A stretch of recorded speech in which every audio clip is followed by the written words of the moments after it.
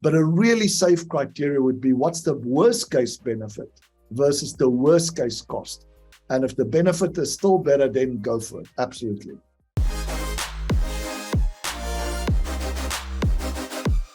This is Alex Cleanthus, and today we're talking with Dr. Alan Barnard, who's one of the leading decision scientists and theory of constraint experts in the world. His clients include companies like Microsoft, like Cisco, like Nike, like SAP, like Intel, the list goes on. And today we'll be talking about how to make faster and better decisions in business. Hello and welcome, Alan. Hi, Alex. Thank you so much for the invitation. Yeah, I am extremely excited to speak with you because I was referred to you by Jay Abraham, who I respect extremely highly. And so he speaks extremely highly of you. So this should be a really great conversation. But let's get straight into it because it says within your bio that you're a decision scientist. Now, what does that actually mean? Let's start with that quick definition because I've never heard of that before. Yeah.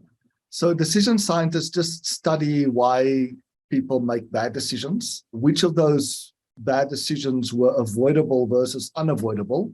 And of course, for the avoidable decision mistakes, the ones that we can actually do something about, we want to understand why we make these and what are simple strategies that we can use to try and avoid those mistakes. All right, cool. So we're going to get straight into it then with this one. Okay, so what is a bad decision? Let's start with some definitions. Yeah, I think that the first thing to look at is you shouldn't confuse a good or bad decision with a good or bad outcome. So you could have a bad decision that results in a good outcome. For example, you go out, and you have a couple of drinks of alcohol and you feel okay, and you decide to drive home and you arrive home safely. Was that a good decision? No, it was a terrible decision. Right? Because the outcome could have easily been different and destroyed your life and maybe somebody else's life. So even though the outcome was good, the decision wasn't good. You could also make a bad decision with a good outcome. So that's the first thing is we can't just judge a decision based on the outcome. We have to judge it based on, am I considering all the facts that I have in front of me? And do I make a decision that is a very likely probability of giving me a good outcome, an outcome that has a big upside if it works and a small downside if it doesn't. That to me is kind of like an option, that you are exercising. Any change that you can make in your life or in your organization is like an option. You have the right to do it, but you don't have an obligation to do it. So how do I decide which options to exercise, which decisions to make?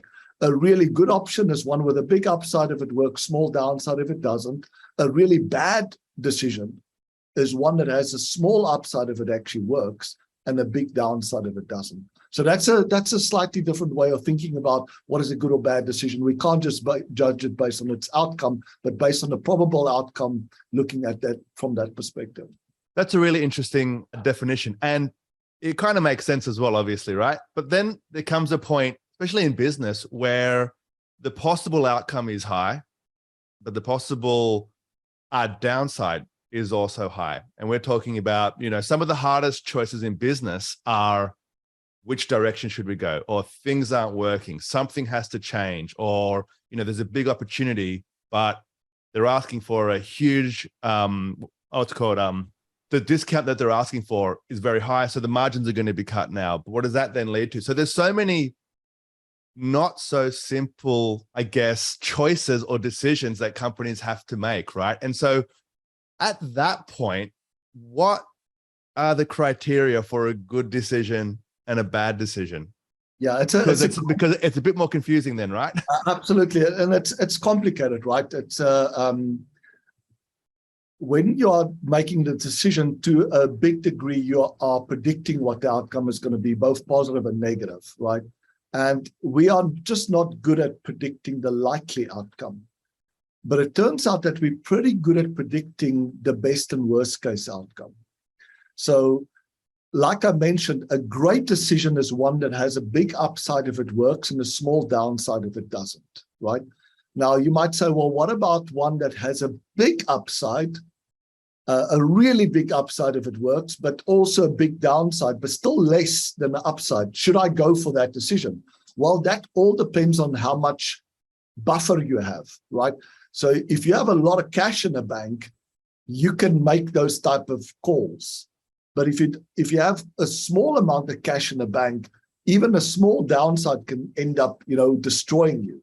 So that to me is kind of a way of thinking about it, is to say the best possible decision is one where the worst case outcome is still greater than the worst case cost. The worst case outcome is better than the worst case cost. So you're going from...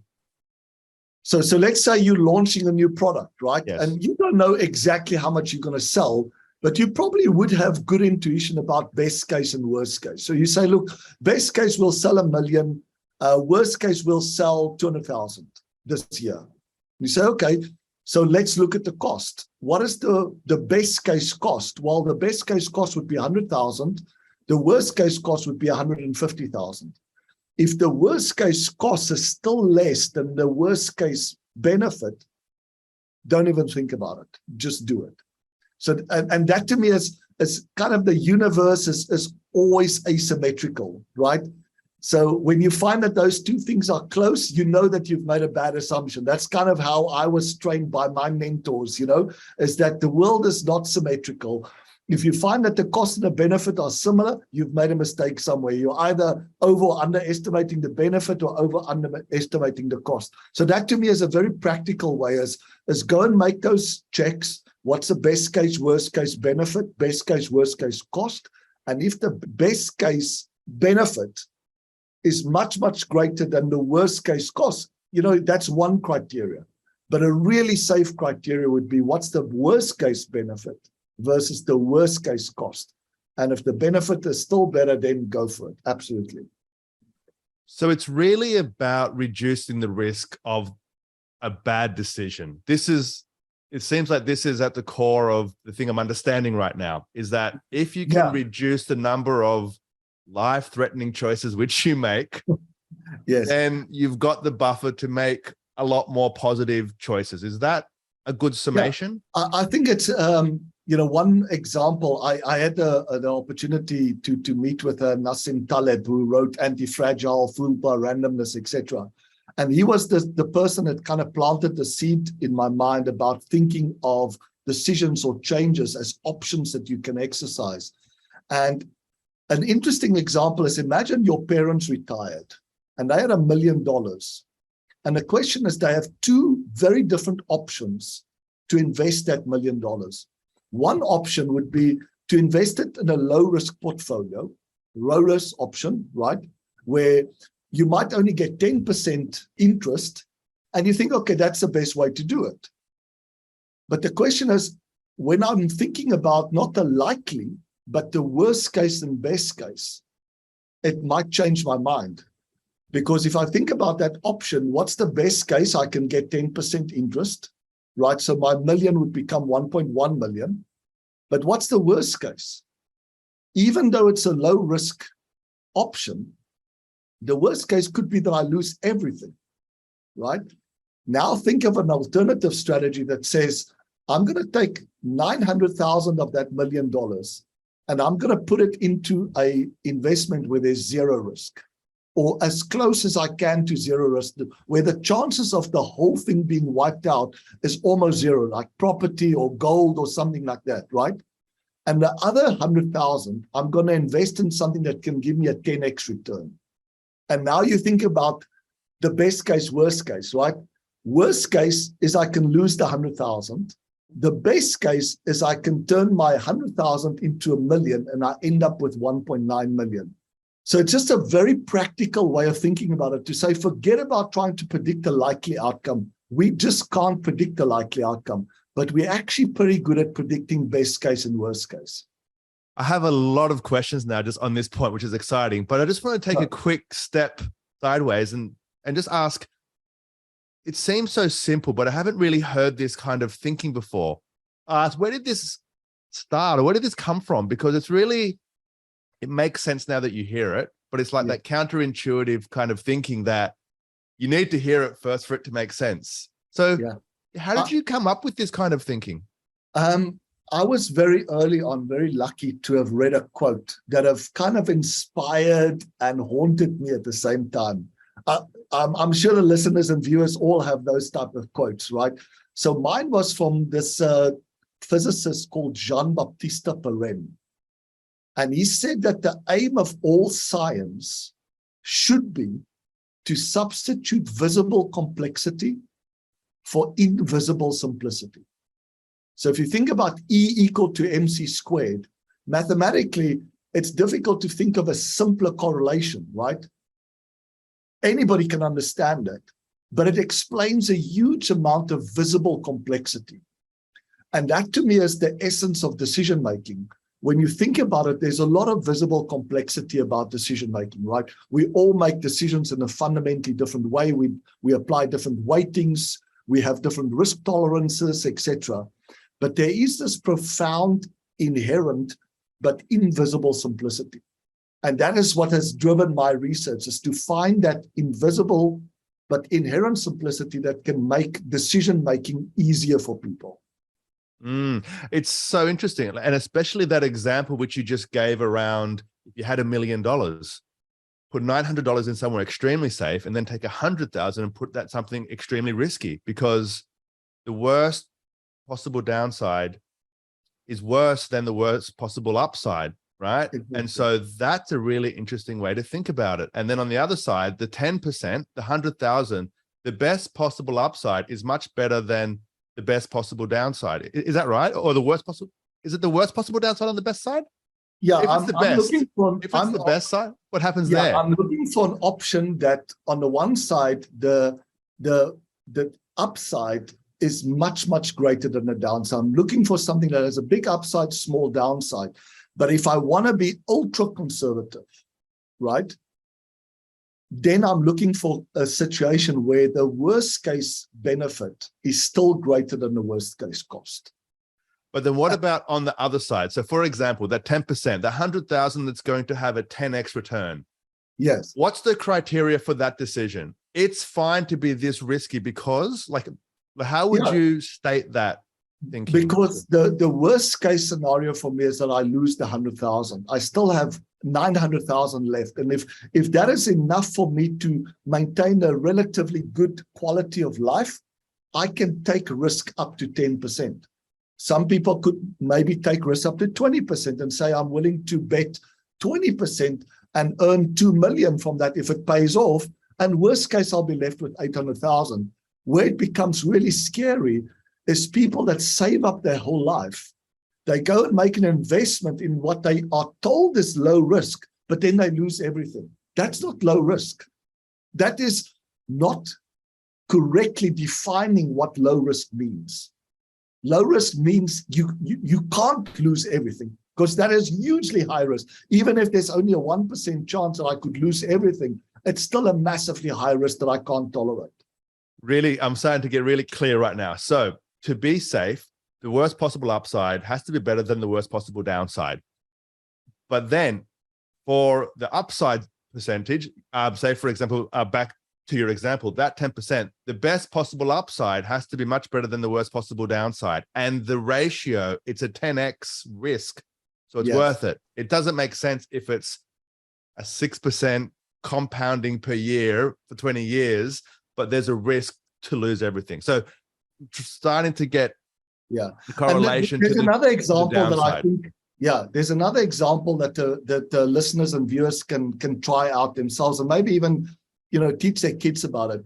So I wanted to take a calculator and put in 100, right?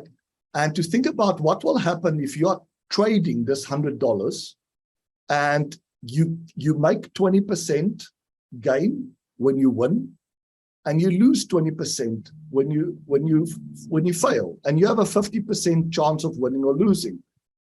In our mind, that sounds, well, as long as I play long enough, it should cancel out, right? And I should end up with about the same as what I started.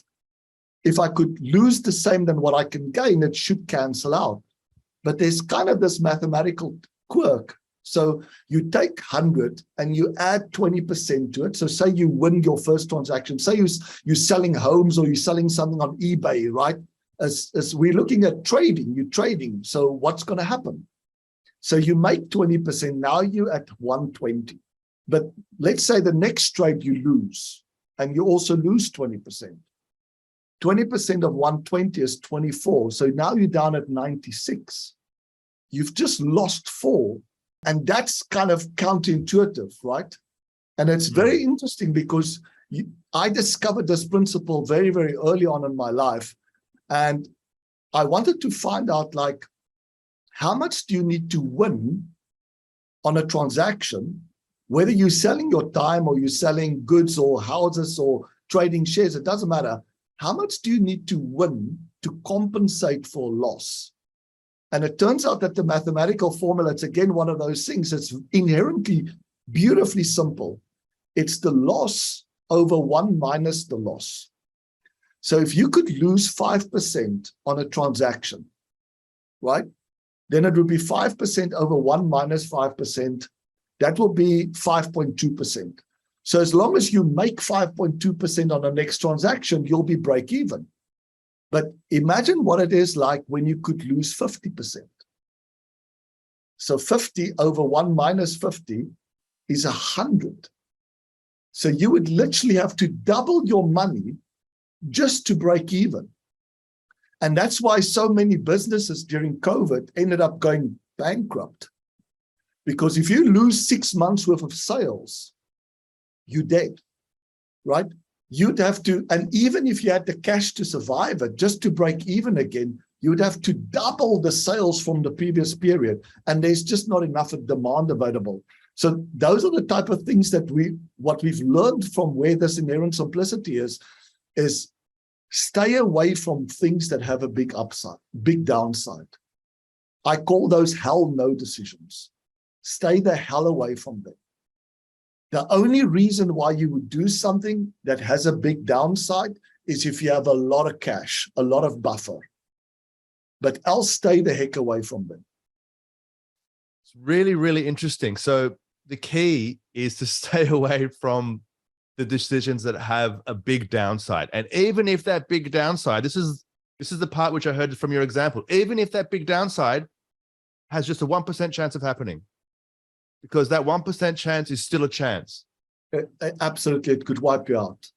That's really interesting. And so to the starting point of our conversation, we talked about actually making faster and better decisions. Now, how does the speed component happen now? Because I'm sure, especially in business, and I'm sure, like, I'm an example, I'm sure so are you. There's a significant amount of choices that have to be made every single day. Right. Sometimes you might not know the ones that have the big downside or not, because there's so many happening in the day.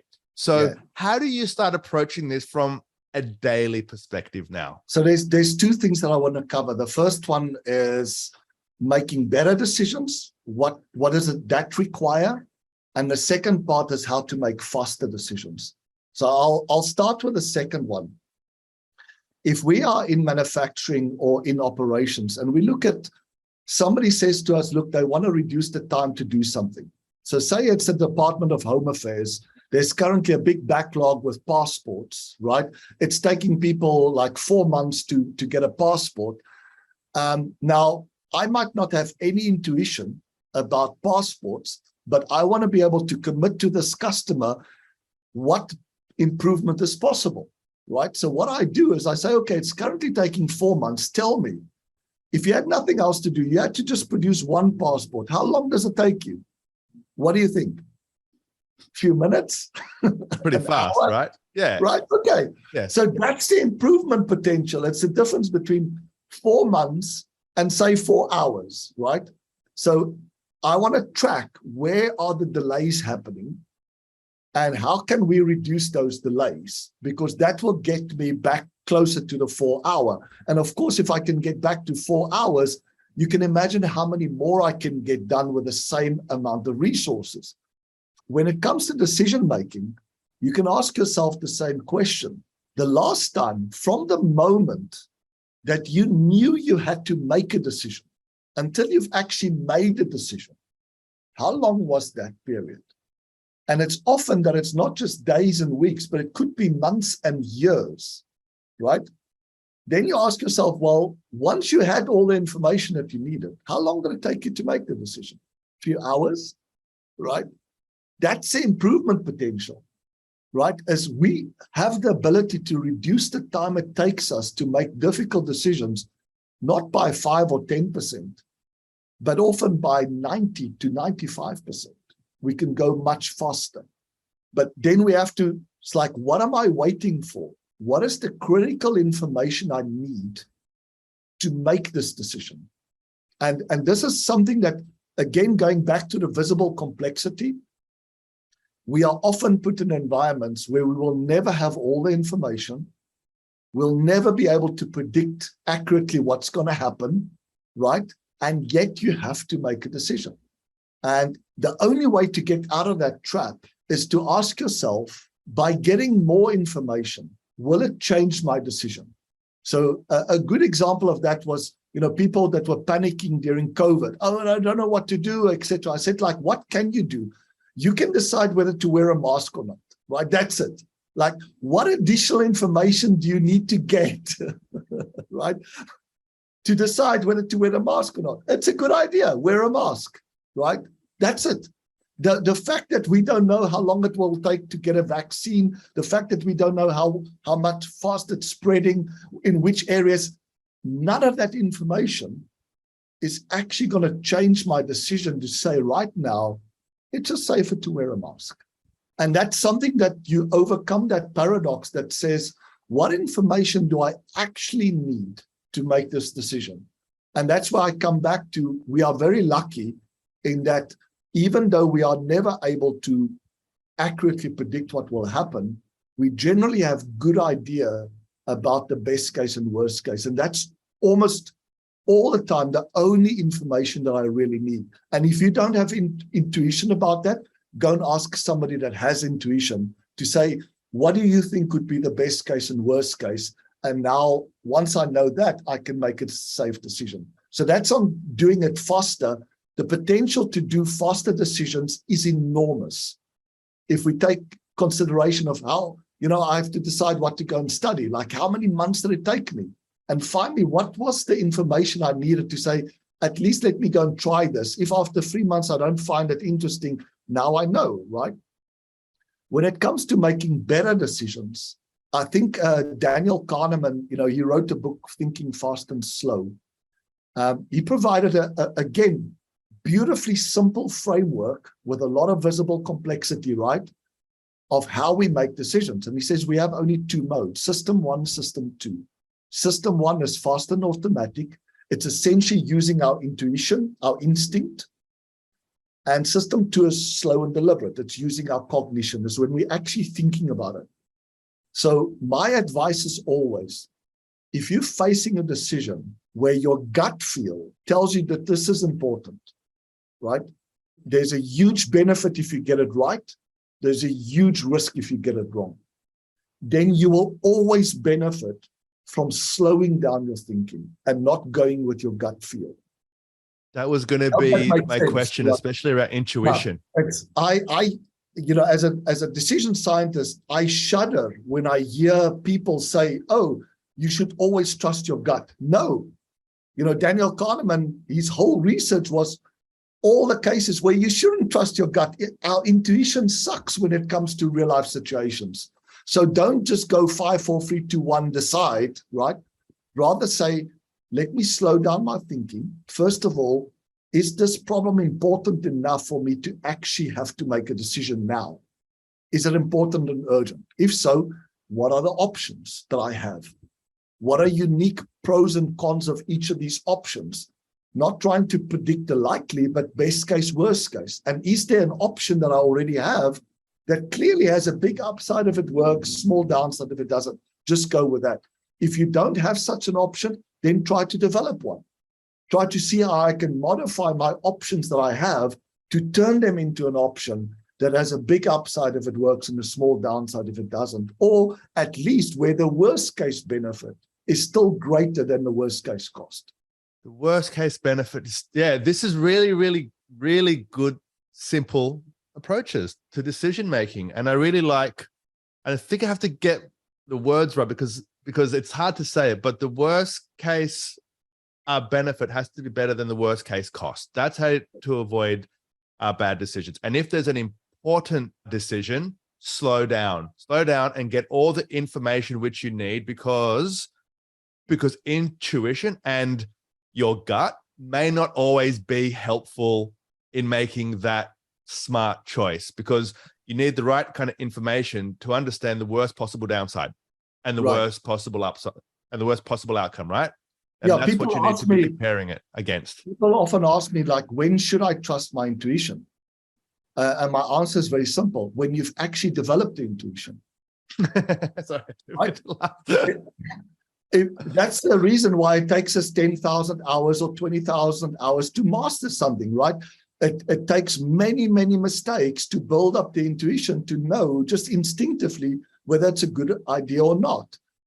But if you haven't invested that amount of time, don't trust your intuition. Go and ask somebody that has got the intuition. Daniel Kahneman gives great advice. I love it. He says, like, who should you ask if you can ask for advice, right? He says, first of all, ask somebody that's developed the intuition, right? This is their job, right? A married counselor that's been doing this for 20 or 30 years, if you want to ask for some relationship advice, whatever.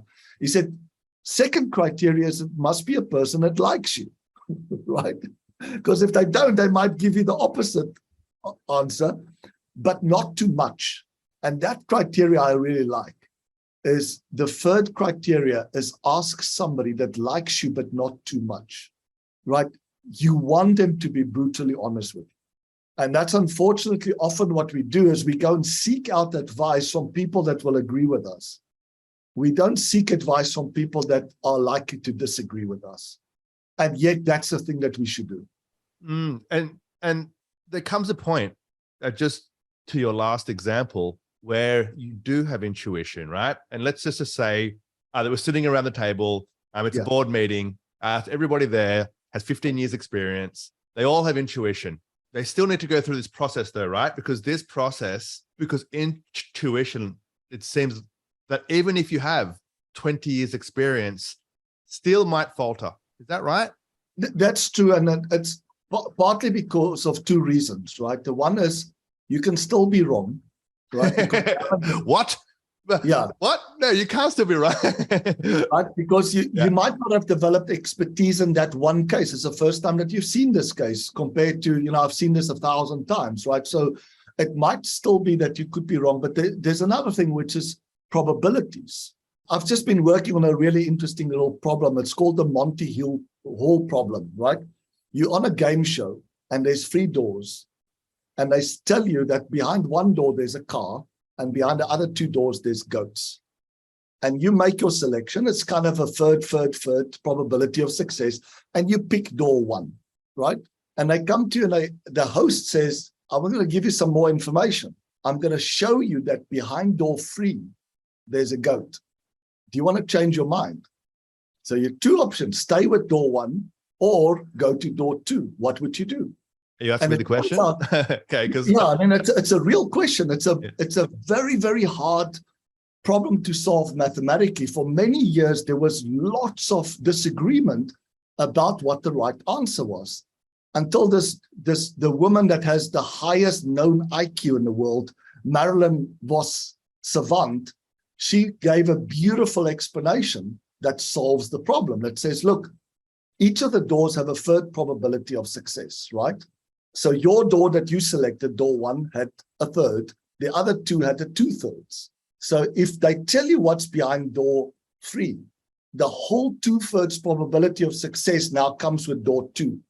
You should say, thank you very much. And you should switch and go to door 2, because 2/3 of the time, it'll be a good decision. Does it make sense? It does make sense.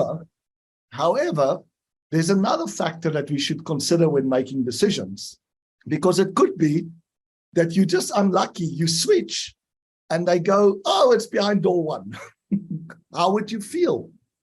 So that's the second thing that we teach when it comes to decision making is, yes, you're trying to predict the likely outcome, right? The benefit versus the cost. But what you should also consider is how it will make you feel. Best case, worst case. Because there's still a chance where you've made the right choice, which is to switch.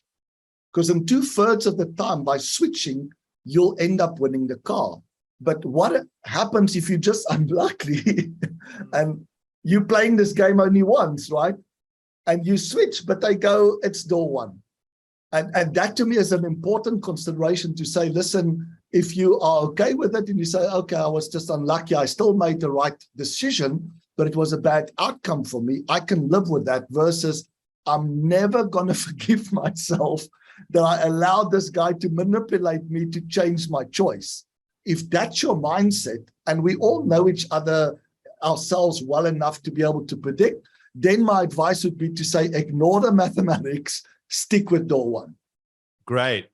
Alan, this has been such a great conversation. I didn't even consider the depth and the simplicity of actually having a framework for how to make smarter, faster, and better decisions. This is super interesting. And thank you for sharing. So how do people actually start to find out a bit more about the programs which you have, the thinking which you have, Procon Cloud? Like there's quite a body of work behind you.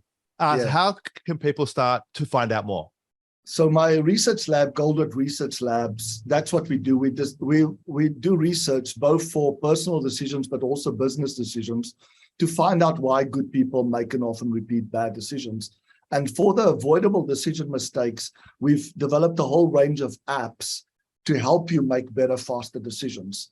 So for the viewers or listeners, they can go to harmonyapps.com, and that will show the range of decision-making apps that we've developed. All of them have got a try now, before you have to subscribe to them. They range in price from just a couple of dollars to, a few $1,000s if it's for business decisions. But they can also subscribe to my YouTube channel. We are constantly, sharing insights on our YouTube channel. It's got hundreds and hundreds of hours of key insights from ourselves, but also some of the other leading decision scientists in the world. And that YouTube channel is just dralanbarnard.com. And I'll put the links into the show notes as well. But Dr. Alan, thank you so much for coming onto the podcast and actually helping people to make smarter and better choices and decisions in business, because I think it's such an interesting time happening in the next 6 months or so, where I think there's going to be a lot of pretty big decisions that companies are going to have to make. So this is pretty good timing for such a good conversation. So thank you so much for coming on the podcast and sharing this thinking today. You're so welcome. And thank you again for the invitation. Thanks for listening to the Growth Manifesto podcast. If you enjoyed the episode, please give us a 5-star rating on iTunes.